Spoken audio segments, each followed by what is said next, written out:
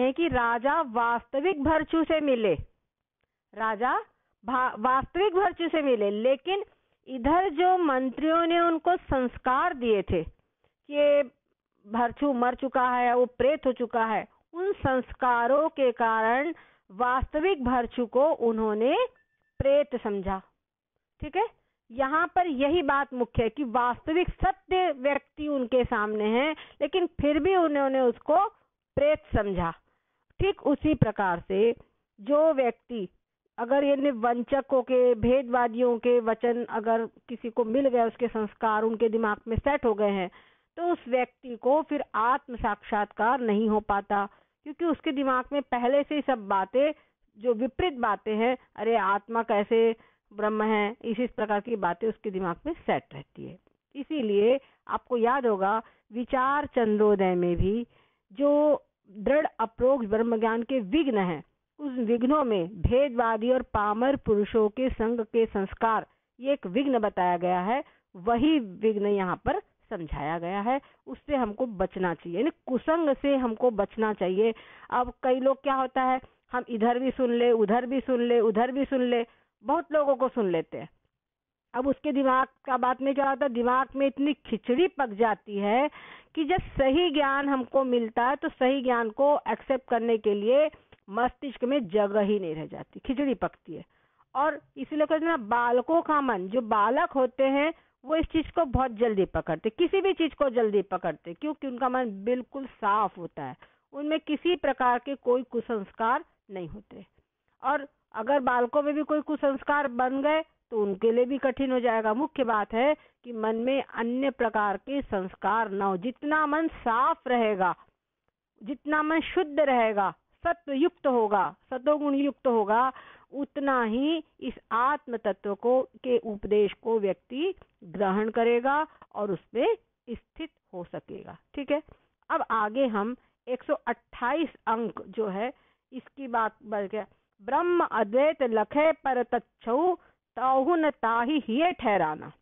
उसको अपने आप में समझ में आता है कि मैं हूँ, ये सबको समझ में आ रहा है, लेकिन फिर भी हृदय के अंदर में ब्रह्म ज्ञान ठहरता नहीं, ये बात उसके साथ में हो जाती है। ठीक है, अब आगे दोहा। भेद वचन विश्वास करी सुनत जुको अजान, सो जन दुख भुगते सदा भय न ब्रह्म को ज्ञान। अगर भेद वचनों पर कोई विश्वास करता है तो कोई भी अज्ञानी व्यक्ति जो भेद वचनों पर विश्वास करता है वो हमेशा दुख ही पाता है और ब्रह्म का ज्ञान उसको नहीं हो पाता। या तै सुने जो भेद के वचन लखे असत्य, तब ही ताकू ज्ञान भय महावाक्य ते सत्य। तो इसीलिए जो भेद के वचन हैं उनको अगर किसी ने पहले से सुन रखा है तो समझ ले वो सब कुछ असत्य है।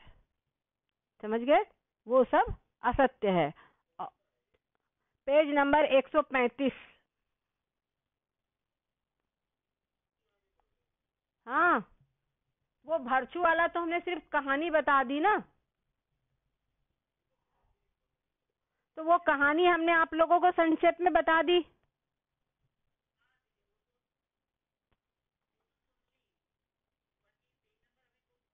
Page number 135।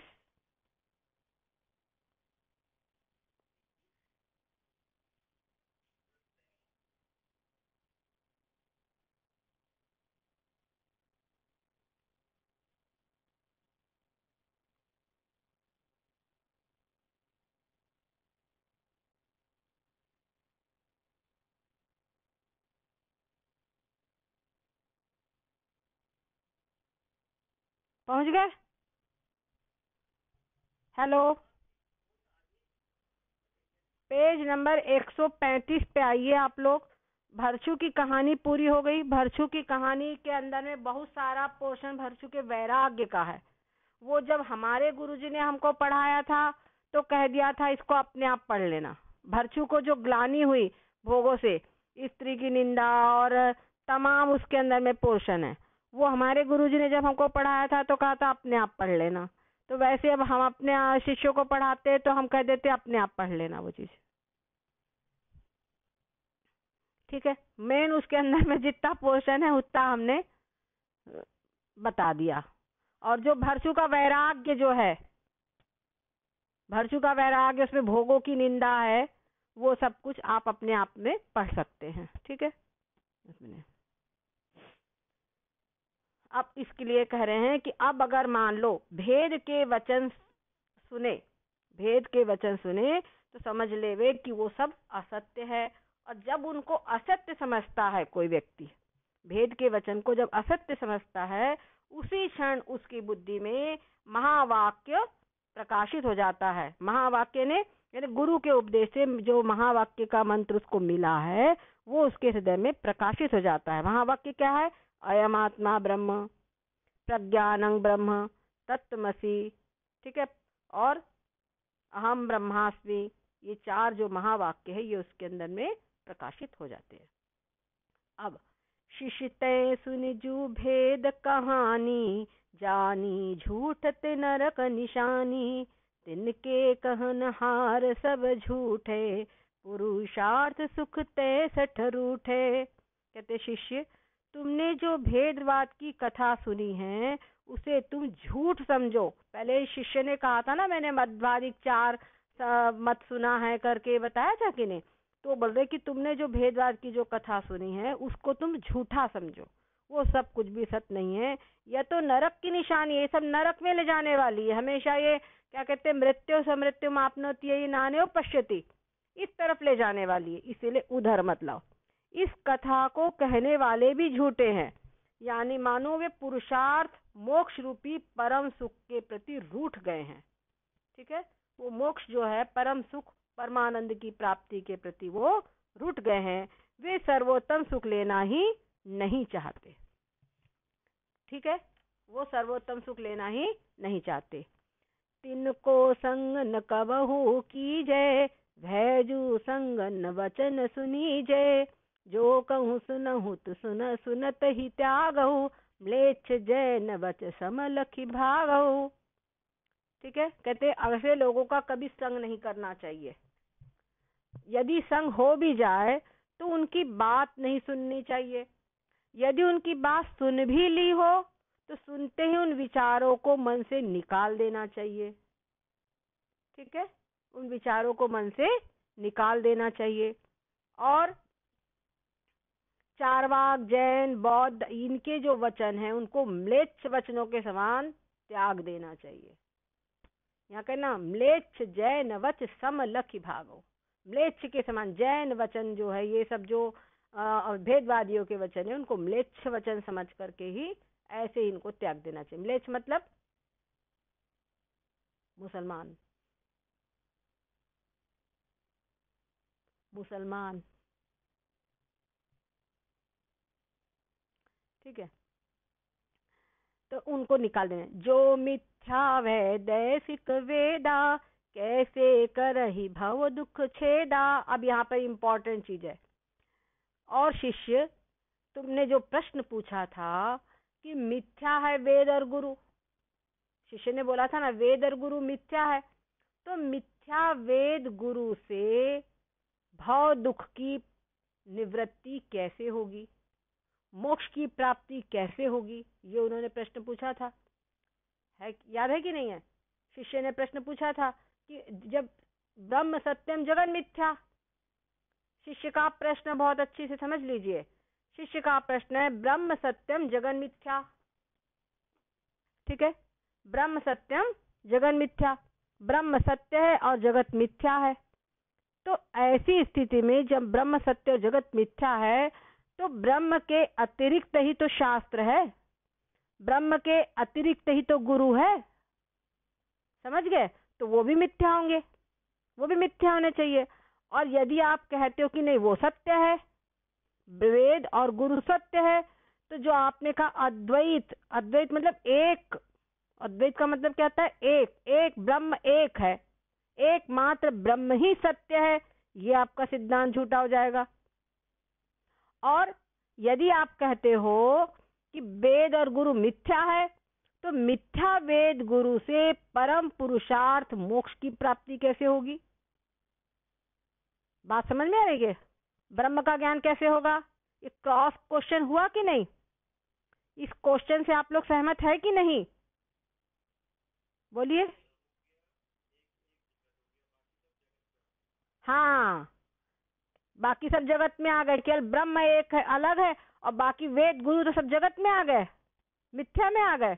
यही बात है इसमें, ठीक है। तो ये इनका क्वेश्चन है, मार्केबल क्वेश्चन है कि नहीं है? ठीक है। अब इसका समाधान इस तरंग में किया जाएगा, ठीक है। क्या कहते हैं इसमें? या को अब उत्तर सुन लीजिए। कहते ये जो आपका प्रश्न है शिष्य, उसका उत्तर सुना। मिथ्या दुख मिथ्या ते छीजे। इसका उत्तर यह है कि मिथ्या दुख की निवृत्ति मिथ्या से ही होगी। जैसे बोलते ना, कांटे से कांटे को निकालना, सुना है कि नहीं? कांटे से कांटे को निकालना और फिर उसके बाद दोनों को फेंक देना। वैसी ही स्थिति यहाँ पर है। कहते हैं मिथ्या दुख की निवृत्ति मिथ्या वेद गुरु से ही होगी। छीजे मतलब नष्ट होना, ठीक है। अब वेद गुरु सत्य जो होवे तो मिथ्या भव दुख नहीं खोवे। अगर वेद गुरु सत्य होते तो उनसे मिथ्या भाव दुख की निवृत्ति नहीं होती, ठीक है। मिथ्या भाव दुख दूर नहीं होता। या मैं एक दृष्टांत सुनाऊं, जाते तब संदेह नसाऊं। इसमें मैं तुमको एक दृष्टांत सुनाता हूँ।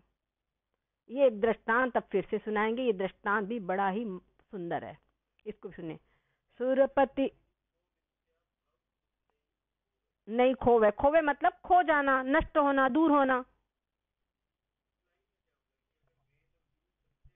हाँ, मिथ्या भाव दुख नहीं खोवे। अगर ये कह रहे हैं कि नियम ये है कि मिथ्या की निवृत्ति मिथ्या से होगी, समझ गए? ये नियम है। और मिथ्या दुख है, जो संसार है मिथ्या है, तो मिथ्या संसार की निवृत्ति मिथ्या वेद गुरु से होगी। हाँ, आप अपना मोबाइल, थोड़ा मोबाइल ठीक करिए, आपका चेहरा ऊपर कट जा रहा है।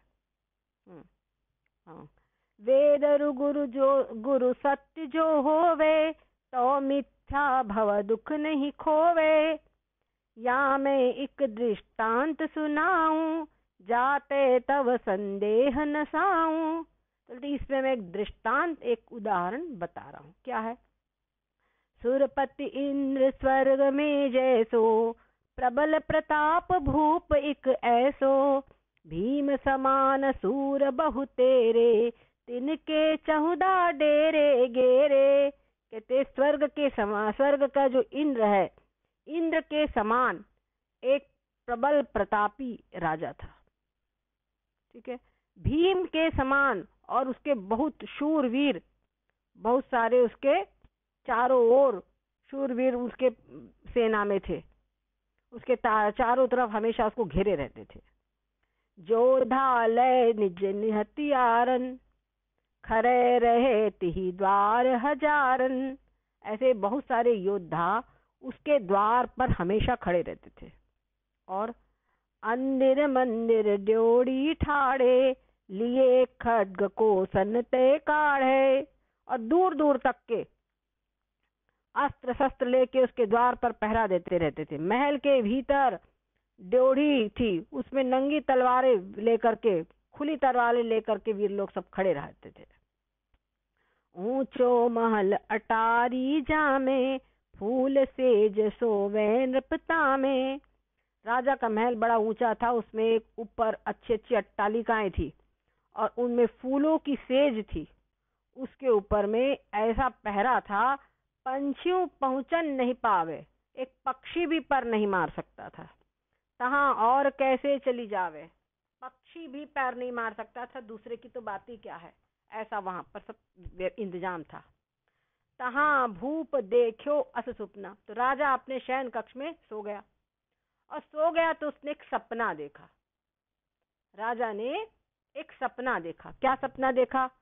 पकड़ो पैर गादरी अपना, भूप छुड़ायो चाहत निज पग, तद तजत न गीदरी पकड़ी जो पग रग। उसने सपने में देखा कि उसका पैर एक गीदड़ी ने पकड़ लिया है। राजा ने बहुत कोशिश की पांव छुड़ाने की, बहुत अपना हाथ पैर मारा, सारी कोशिश कर ली, लेकिन वो गीदड़ी पांव को छोड़ती ही नहीं है, कस के पकड़ लिया है। तब राजा यूं खरो पुकारे, है को अस जो गीदड़ी मारे। तब राजा चिल्ला, है कोई जो इस गिदड़ी को मारे, आओ इधर। यो जोधा जो ठाड़े निज द्वारा, तिन रंचक हुन दियो सहारा। अब सपने में राजा चिल्ला रहा है, लेकिन उसके द्वारे पे इतने सारे योद्धा सब खड़े हुए हैं, समझ रहे? उसके याद द्वार पर, उसके महल के चारों ओर इतने सारे सब योद्धा जो खड़े हुए हैं, एक भी वहां नहीं पहुंचा कि गिदड़ी को छुड़ा दे, राजा का पैर गिदड़ी से छुड़ा दे, एक भी नहीं पहुंचा वहां। अब क्या हुआ? तब नृप दंड लियो निज कर में। तब राजा ने खुद ही अपने हाथ में एक डंडा उठाया। ये सब सपने में हो रहा है। स्वयं ही गीदड़ी के सिर पर मार दिया, और ठीक है, आप ही मारो स्यान सिर में, खुद ही अपने उस गिदड़ी के सिर में मार दिया। फिर क्या हुआ? लगत दंड भौता को अंता। जहां उसको डंडा लगा तो गिदड़ी का अंत हो गया। तब निसरे पग पग पग रग में ते दंता। तब उस गिदड़ी की मृत्यु हो गई। तब राजा की पिंडली में जो उसने दांत गड़ा दिए थे, वो सब दांत उसके तब जाके निकल पाए। ठीक, अब दांत लगे गाढ़े नृप पग में, यू लंगरात सुचालत मग में। अब राजा बीच के गांव में पांव में गहरे दांत लगे थे, तो राजा लंगड़ाता हुआ रास्ते में चला, आगे बढ़ा।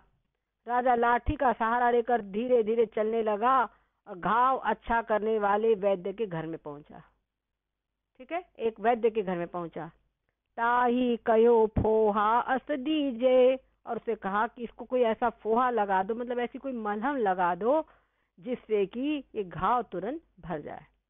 वैद्य ने राजा से कहा, फोहा नहीं तैयार धरी राख्यो। फोहा यहाँ पर जो तुम बोल रहे हो, यहाँ कोई तैयार नहीं रखा हुआ है। जो तू दे पैसा इक मोकू, तो तैयार कर दे हूँ तो को। यदि तुम मेरे को कुछ पैसे दो तो मैं वो तुम्हारी दवा तैयार कर दूं, ये वैद्य ने कहा। तब उल्ट्यो नृप तलाठी टेका, नहीं दैन को कौड़ी हुए का। तब वो बेचारा लाठी टेकता हुआ वापस लौटा राजा, क्योंकि उसके पास में एक टका पैसा नहीं था वहां पर, समझ गए? लागो सोच करन तरी घर ते, बूझे बात कौन बिन जरते। जो मैं होत धनी बड़ भागा, आवत घर टघावरिया भागा। समझ में आ रही बात? तो घर से बाहर निकलकर वो सोचने लगा, वैद्य के वचन से घर से निकल के, कि बिना जरते, बिना चांदी या बिना पैसे के कोई बात ही नहीं, कुछ कोई पूछता ही नहीं है। यदि मैं धनी होता तो घाव ठीक करने वाला जो वैद्य है, स्वयं दौड़ा दौड़ा उपचार करने के लिए मेरे घर आ जाता। ये सोच रहा है। मोहिनी कम्मा जानी कंगाला, लेकिन इसने मेरे को निकम्मा, अकर्मण्य और कंगाल समझकर उसने तुरंत मुझे हटाकर रोक टाला है। वैद्य को ही हम क्या दोष दे?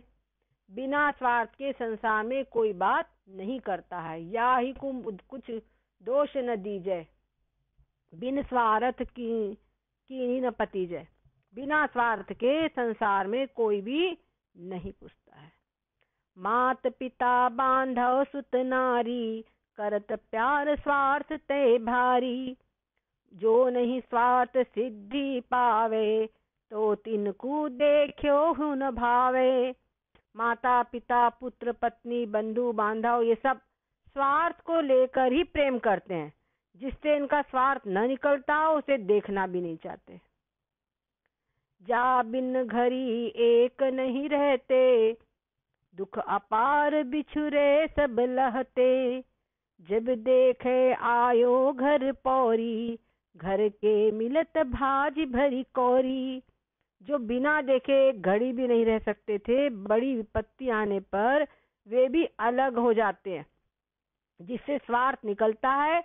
ऐसे व्यक्ति को जब घर की सीढ़ियों पर चढ़ते देखते हैं, पौरी मतलब सीढ़ी, तो उसे भरी कौरी माने गोद में भरकर मिलते हैं।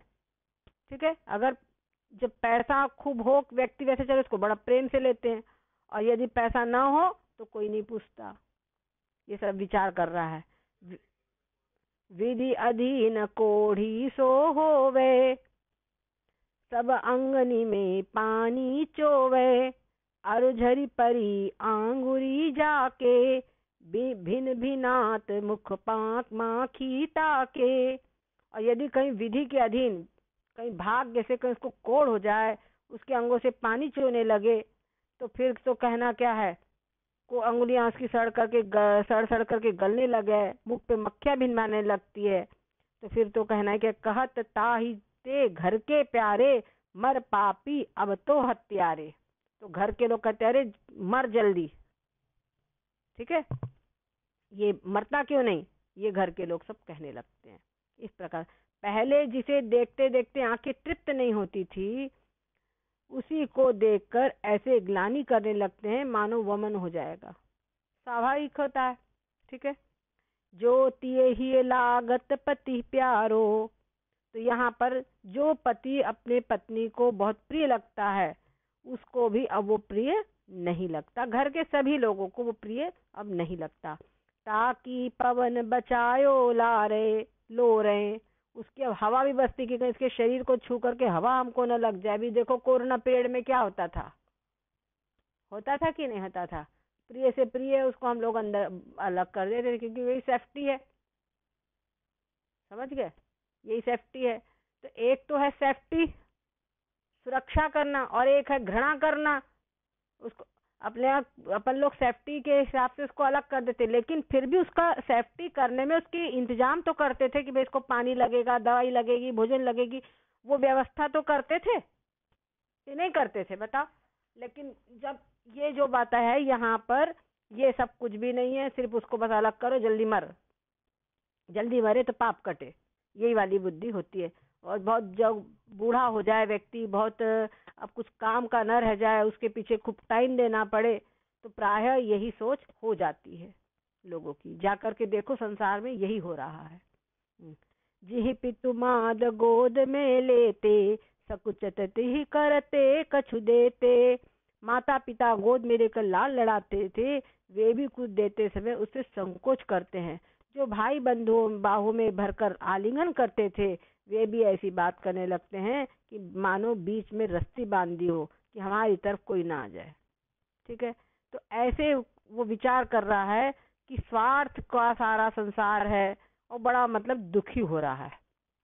ठीक है, मेरे पास पैसे नहीं थे, इसीलिए वैद्य ने एक दवा तक मुझे नहीं दी। राजा इस प्रकार से चिंता कर रहे थे। ठीक है, यू चिंतित एक मुनि ही भेट्यो, इस प्रकार राजा सोच रहे थे, विचार कर रहे थे अपने मन में। तिंडे जरी गाँव दुख मेट्यो, तब उस समय पर वो चलते जा रहे थे, उसी समय पे एक मुनि से उनकी भेंट हो गई। क्या हुआ फिर मुनि से भेंट होके? तब मुनि ने उन्हें एक जड़ी बूटी दी। मुनि ने उनको एक जड़ी बूटी दी, और उससे उनके घाव का दर्द दूर हो गया। जैसे ही और उसी समय राजा की नींद खुल गई। समझ गए, उससे उसका जो दर्द था, घाव का दर्द दूर हुआ, और वैसे ही राजा की नींद खुल गई, और उसी समय उसके घाव का दर्द पूरा नष्ट हो गया। अब तो कुछ था ही नहीं, तो घाव भी नहीं, पहले तो घाव का दर्द नष्ट हुआ, यहाँ पे घाव भी नष्ट हो गया, सब राजा पूर्ण रूपेण स्वस्थ हो गया। ठीक है, अब यहाँ पे ये दृष्टांत है, और 2-4 मिनट में हमें क्लास, क्योंकि टाइम पूरा होने वाला है, तो इसमें सिद्धांत क्या है ये हम आप लोगों को कल बताएंगे। ठीक है,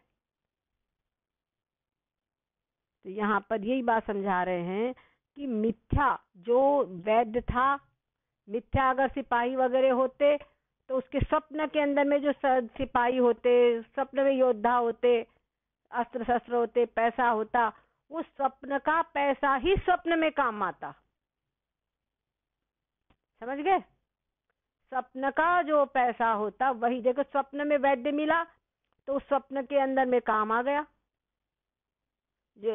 वो स्वप्न में वैद्य मिला, लेकिन उसने बोला पैसे चाहिए, पैसे नहीं थे तो उसका काम नहीं हुआ। पर स्वप्न में मुनि मिले और मुनि ने फ्री में काम कर दिया तो हो गया। मुनि ने इनको उपदेश दे दी, वो जड़ी दे दिया फ्री में, तो काम बन गया। समझ गए?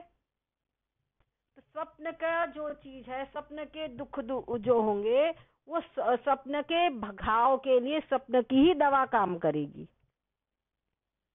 समझ गए? स्वप्न में अगर चोर है तो आपको बचाने के लिए स्वप्न में ही पुलिस जो होगी वो काम करेगी। स्वप्न में आपको प्यास लगी है तो स्वप्न का ही पानी वहां पर आपकी प्यास बुझाएगा। आपके घर में रखा हुआ पानी आपकी प्यास नहीं बुझाएगा। स्वप्न में आपने अगर देखा सांप, तो उस सांप को मारने के लिए स्वप्न के ही डंडे तलवार काम आएंगे। घर में रखे हुए डंडे तलवार कोई भी काम नहीं आएंगे। यही बात यहाँ पर बताई जा रही है। ठीक है? तो जो इसी प्रकार से जो संसार है, ये संसार पूरा जगत मिथ्या है। पूरा संसार क्या है? मिथ्या है। और वेद गुरु भी मिथ्या है ना? तो वेद गुरु भी उनको सदुपदेश देते हैं और उससे उनकी फिर अज्ञान की निवृत्ति हो जाती है और उनको मोक्ष की प्राप्ति हो जाती है। अगर वेद गुरु सत्य होवे और संसार मिथ्या होवे तो सत्य जो वेद गुरु होंगे, समझ गए, वो यहाँ पर उपदेश कैसे दे सकेंगे? जैसे उसको जो योद्धा वगैरह तमाम खड़े थे, ठीक है ना, योद्धा वगैरह उसके महल पे सब पहरा दे रहे थे, धन संपत्ति राजा के पास, उसके खजाने में किस चीज की कमी थी? कोई चीज की कमी नहीं थी, लेकिन स्वप्न में कोई काम नहीं आया। समझ गए? यही यहाँ पर सिद्धांत आप लोगों को बड़े ही व्यवस्थित ढंग से इस पूरी तरंग में समझाया जाएगा। ठीक है? बस अब अगर किसी को कुछ पूछना हो तो आप लोग पूछ सकते हैं। आज हम यहीं पर विराम देंगे और कल जो है ये 145